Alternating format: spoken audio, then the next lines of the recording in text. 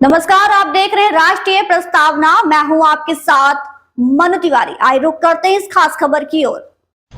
महाराणा प्रताप की जयंती के आयोजन की अनुमति न मिलने से राष्ट्र प्रेम एवं राष्ट्रभक्ति रखने वाले सारे समाज को पहुंची चोट।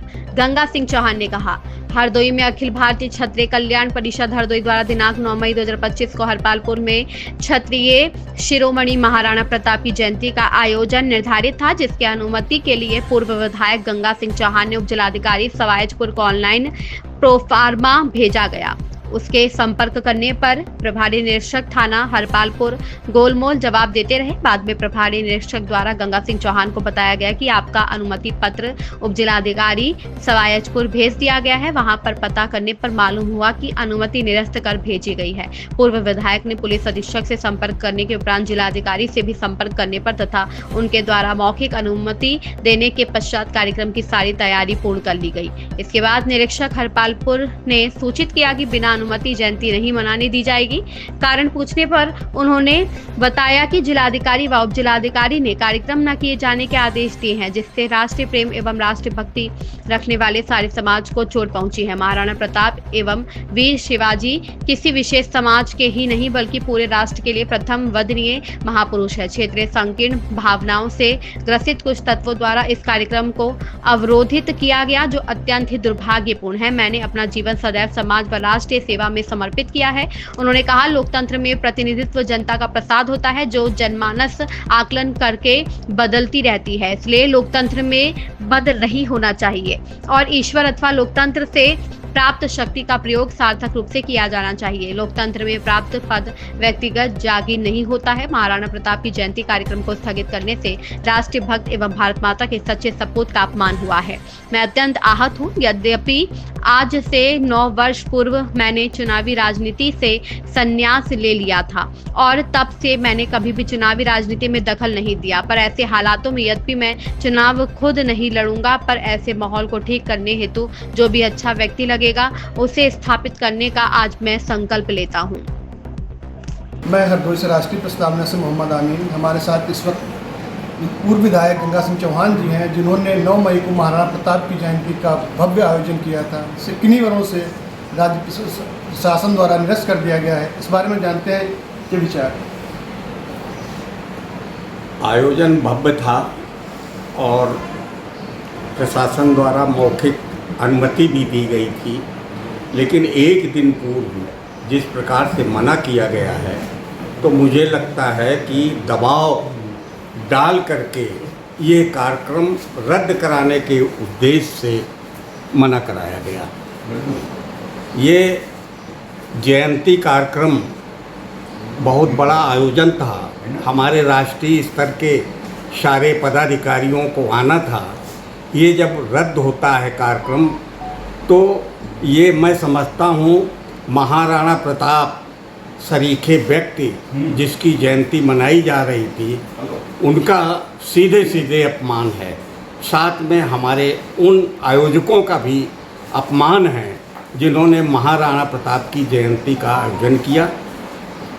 मैं चाहता हूँ कि यह कार्यक्रम जिस तरह से, जिस दबाव से भी रद्द किया गया है, इसकी सूचना मैं मुख्यमंत्री तक भी पहुँचाऊँगा और मैं कितना आहत हूँ उससे भी मुख्यमंत्री जी को अवगत कराऊँगा। आयोजन सांवरिया गेस्ट हाउस हरपालपुर में था, जिसकी परमिशन के लिए ऑनलाइन 17 अप्रैल को आवेदन दे दिया गया था। एसडीएम ने थाना हरपालपुर को भेजा। 10 दिन तक मैं लगातार संपर्क करता रहा और गोल मोल वो उत्तर देते रहे, भेज दूंगा भेज दूंगा भेज दूंगा। 28 तारीख को उन्होंने कहा मैंने भेज दिया है एसडीएम साहब को।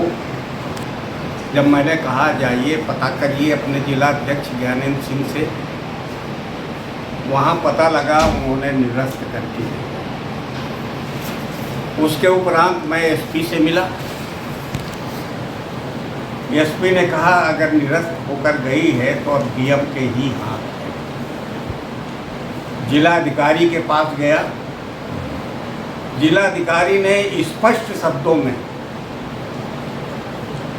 शाहाबाद में उप जिलाधिकारी से बात किया। मैं सामने बैठा था और उन्होंने कहा महाराणा प्रताप किसी जात विशेष के नहीं है, वो पूरे देश के गौरव हैं। उसको जात से जोड़ने का काम क्यों कर रहे हो? और हमसे कहा जाइए बाबूजी, आप धूमधाम से आयोजन करके जाए। जिलाधिकारी के बात के बाद अब ये हमारा कि हमको लिखित दे दो, ये कोई औचित्य नहीं रहता है। मैं चला आया, पूरी व्यवस्थाएं की। 8 तारीख को प्रभारी निरीक्षक हरपालपुर कहते हैं कि ये कार्यक्रम परमिटेड नहीं है, परमिशन नहीं मिली है, इसलिए नहीं करने दिया जाएगा। ये नहीं कहा कि ना करो, नहीं करने दिया जाएगा, यानी धमकी बड़े लहजों में कि नहीं करने दिया जाएगा।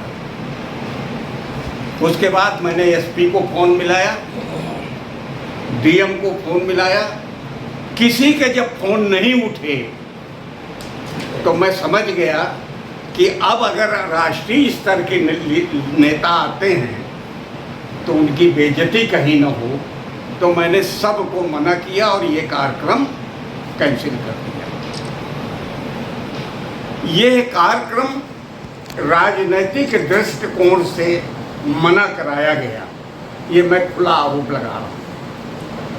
आपको याद होगा कि 9 साल पहले पीसी के माध्यम से ही मैंने कहा था कि अब हम उम्र दराज हो गए हैं, मैं राजनीति से संन्यास लेता हूँ। एक भी उदाहरण नहीं मिलेगा 9 साल के अंदर कहीं भी मैंने राजनीतिक हस्तक्षेप किया हो या राजनीति की बैठकों में कहीं भी नहीं गया मैं। हाँ, स्वयं सेवक हूँ, आरएसएस के कार्यक्रमों में मैं बराबर जाता रहा। चुनाव में आरएसएस ने जहाँ भी लगाया वहाँ मैं गया, लेकिन भाजपा क्योंकि राजनीतिक दल है इसलिए उनके कार्यक्रमों में डायरेक्ट मैं नहीं गया। लेकिन ये घटना हमको ऐसा लगता है कि जनप्रतिनिधित्व एक जनता का प्रसाद होता है, ईश्वर का प्रसाद होता है, और उसका अपमान करना, मद में मस्त होकर के जनता का अपमान होता है। महाराणा प्रताप और शिवाजी किसी जात विशेष के नेता नहीं है, वो राष्ट्र के गौरव हैं, हम सबके गौरव हैं। उनकी जयंती न मनाने देना ये मैं समझता हूँ ऐसे देशभक्त का बहुत बड़ा अपमान है। साथ में हमें हमारे राष्ट्रीय नेताओं को चोट पहुंची है कि इतना बड़ा कार्यक्रम पूरे अन्य प्रांतों से लोग, प्रदेश राष्ट्रीय स्तर के लोग सारे यहाँ पर आ रहे थे। जब मैंने मना किया होगा तो मेरे दिल में क्या बीती, मैं बहुत आघात हुआ हूँ। तो मैं कहता हूँ कि ऐसे लोग पद पा करके अमर्यादित ढंग से सत्ता का दुरुपयोग जब करने लगते हैं तो हम सेवकों का मन एक बार फिर उद्वेलित हो उठा है। और मैंने संकल्प ले लिया है कि ऐसे लोगों को हम जड़ से उखाड़ फेंकेंगे। हमको जो भी उस क्षेत्र में कार्यकर्ता अच्छा लगेगा उसके लिए अब हम काम करेंगे। मैं तो चुनाव नहीं लड़ूंगा, लेकिन मदमस्त होने वाले नेताओं को औकात दिखाने का काम करूंगा। इसीलिए मैंने ये पीसी बुलाई थी। इस खबर में बस इतना ही। बने रहिए हमारे साथ और देखते रहिए राष्ट्रीय प्रस्तावना।